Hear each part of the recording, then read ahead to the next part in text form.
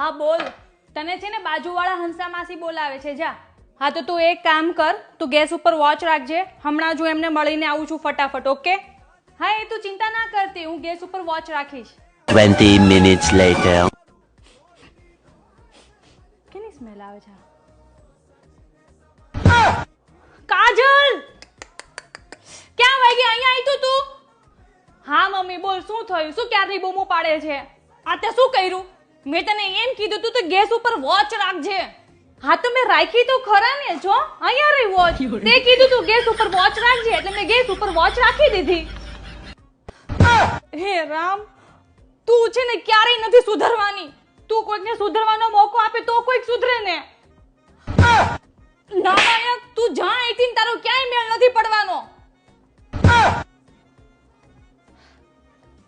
તો ચોખવટ પાડતી હોય તો કે દૂધનું ધ્યાન રાખ, નવી નવાઈનું ઇંગ્લિશ આવડી ગયું, વોચ રાખજે. તું જાય છે કે